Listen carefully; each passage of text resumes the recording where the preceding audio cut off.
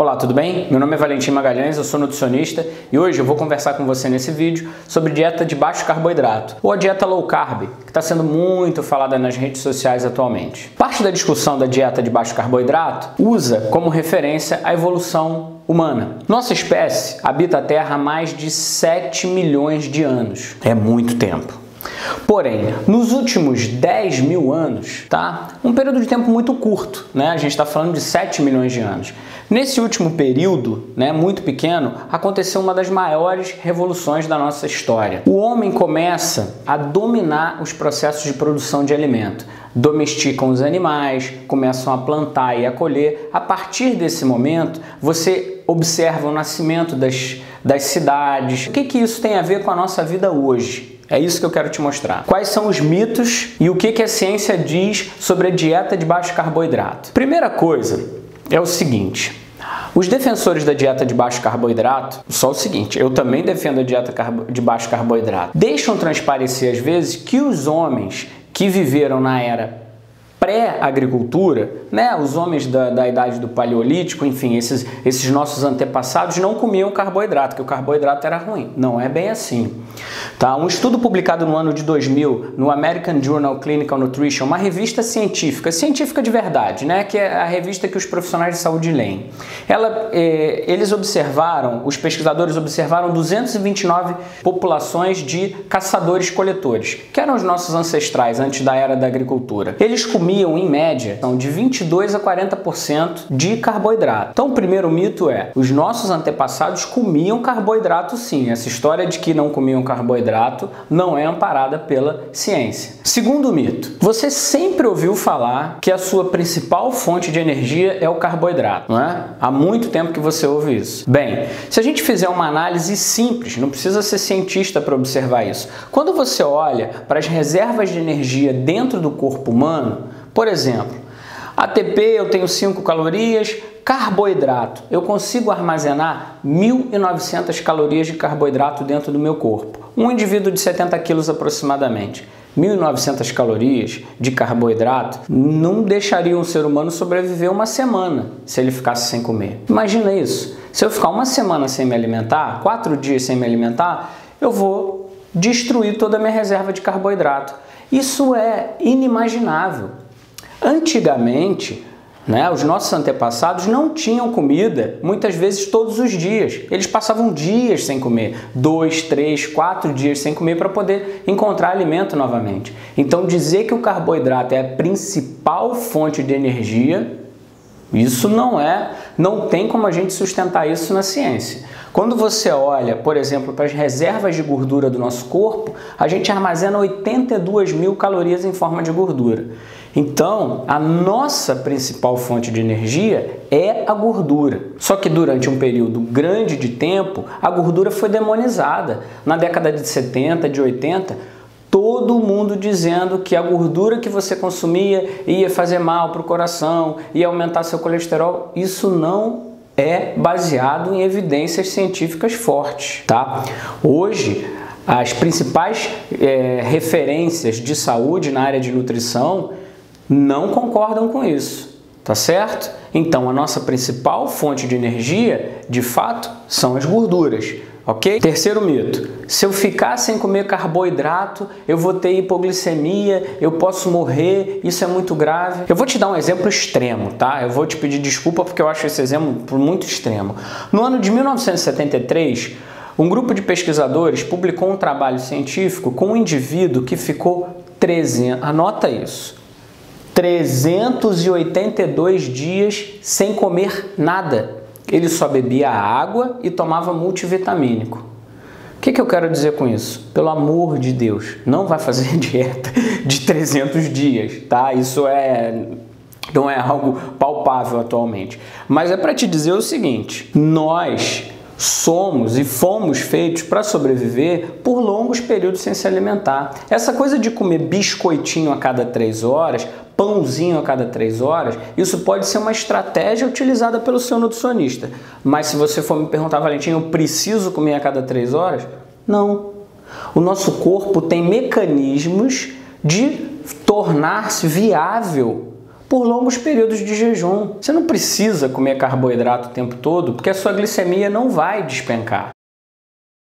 Isso só acontece quando você está tomando medicação. Se você toma alguma medicação que tem o poder de baixar sua glicemia, cuidado e procure o seu médico antes de diminuir o carboidrato da sua dieta. Você prestou atenção nisso? Existem medicações prescritas por médicos que têm uma característica de baixar a glicemia. Então toma cuidado e não vai fazer dieta da moda. O que eu estou te explicando é, o nosso corpo tem mecanismos de manter a nossa glicemia estável, tá? A glicose no nosso sangue fica estável, mesmo que a gente não coma carboidrato o tempo todo. Vamos conhecer o quarto mito? Se eu ficar longos períodos sem comer, o meu metabolismo vai baixar. Não, gente. Não é o que esse trabalho publicado no ano de 2000 mostra. Esse trabalho mostrou o seguinte: no primeiro dia de jejum, que a pessoa não come nada, ela gasta 0,94 quilocalorias por minuto.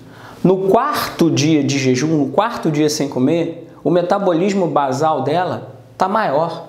Ela está gastando mais caloria, entendeu? Para que eu estou explicando esses mitos? Para você perceber que os homens do Paleolítico comiam carboidrato. Depois eu te mostrei que você não precisa comer carboidrato o tempo todo. Carboidrato não é vilão, mas ele também não é o salvador da pátria. Porque você viu que a nossa principal fonte de energia são as gorduras. Terceira coisa que eu te mostrei: não tem problema você ficar algum tempo sem comer carboidrato. O seu organismo, ele estabiliza a sua glicemia. E agora eu estou te mostrando que essa história de comer a cada 3 horas, eu tenho que comer carboidrato o tempo todo, também não se sustenta. Seu metabolismo não vai cair por causa disso. Vamos agora então para o quinto mito.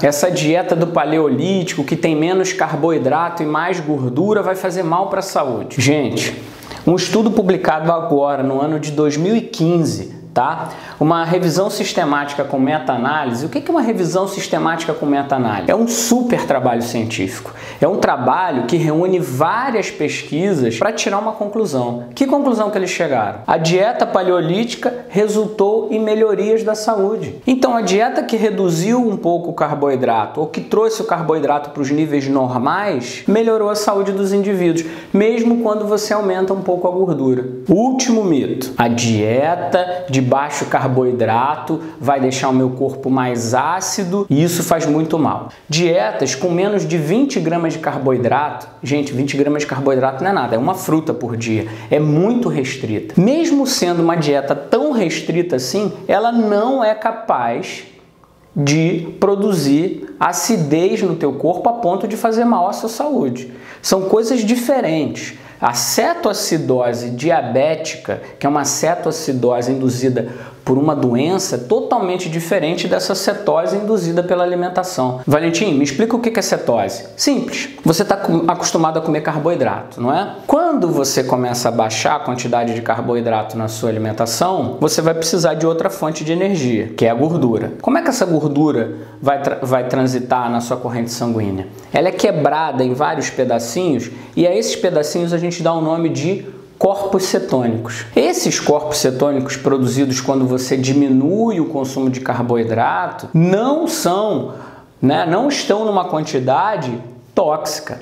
Isso aqui é uma quantidade tóxica. Isso é doença. Isso é causado pela cetoacidose diabética, que é um problema grave. Totalmente diferente da cetose induzida por uma alimentação com pouco carboidrato. Então não confunda, cetoacidose é grave, é pronto-socorro de hospital.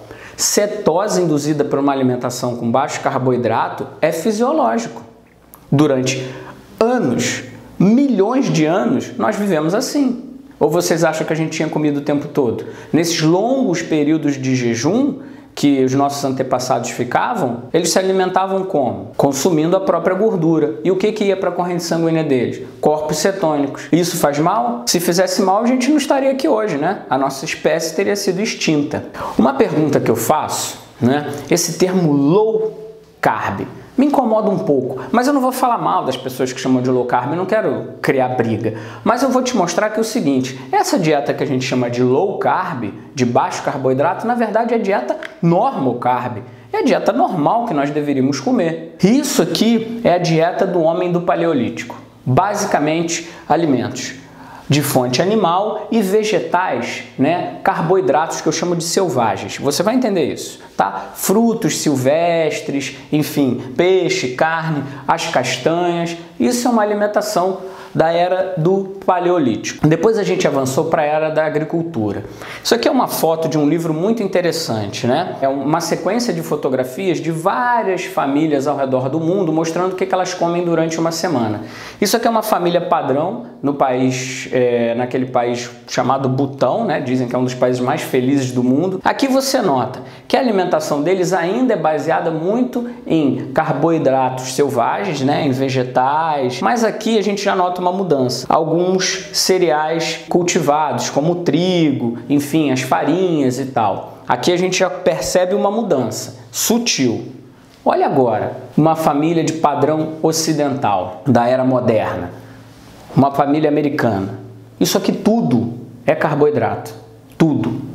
Então, quando a gente faz a proposta de uma dieta de baixo carboidrato, na verdade o que a gente quer resgatar é aquele padrão que a gente comia antes. A gente sempre comeu carboidrato, carboidrato não é vilão. O que a gente vai discutir é quantidade de carboidrato e qualidade. Você vai se assustar agora que você vai ver, preste atenção.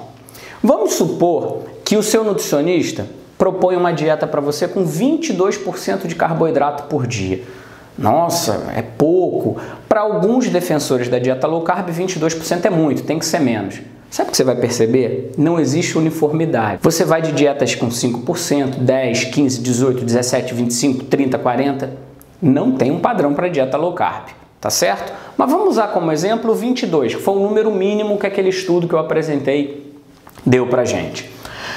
Um indivíduo que consome 2.000 calorias por dia, dessas 2.000 calorias, 22% sendo de carboidrato, dá uma cota diária de 110 gramas de carboidrato para ele por dia. Preste atenção, um pacotinho, esse pacotinho de biscoito que você estava vendo, em 200 gramas tem 140 gramas de carboidrato. Preste atenção, esse pacotinho inofensivo tem 140 gramas de carboidrato. Só o pacotinho de biscoito já estourou a cota de carboidrato dele ao longo do dia. Vamos ver outro exemplo? O que você acha disso aqui?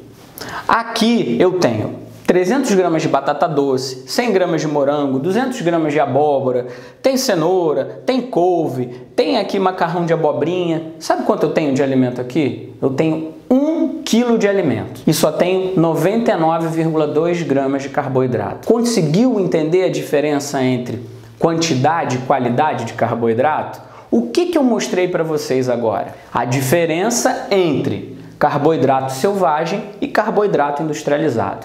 Só fica um alerta. Esse termo carboidrato selvagem não é um termo científico. Se você for conversar com o seu nutricionista e falar que viu um vídeo, que o nutricionista falou carboidrato selvagem e ele não conhecer esse termo, que bom! É sinal que ele não perdeu tempo com besteira. Esse nome, carboidrato selvagem, é um nome que eu inventei aqui para a gente poder falar de forma simples, tá bom? Isso não é um nome científico. Então, eu quero fazer uma dieta low carb. Como que eu faço? Procure o seu nutricionista. Por quê? Você percebeu que não existe uma uniformidade. Quem diz que tem a fórmula da dieta low carb, não sei não. Segunda coisa, efeitos colaterais. Você tem que tomar cuidado. Essa dieta, essa transição alimentar, quando você abandona um padrão alimentar e troca radicalmente para outro, isso pode te trazer alguns problemas, efeitos colaterais que você precisa ser, como se diz, assistido por um profissional de saúde. Não é complicado, é só para você poder entender as reações que o seu corpo vai ter, se você vai se adaptar.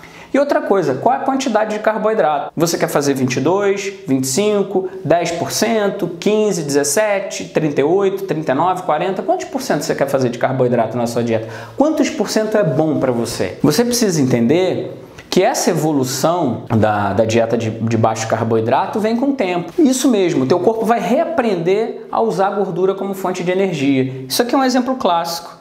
O indivíduo que não está adaptado a oxidar mais gordura, que não está adaptado com uma dieta com pouco carboidrato, olha quanto que ele queima de gordura por hora fazendo atividade física. 11 gramas, 28 gramas. É muito pouco. Agora, olha o cara que já está adaptado a isso, que já está fazendo uma dieta low carb acompanhada por um profissional e tudo mais.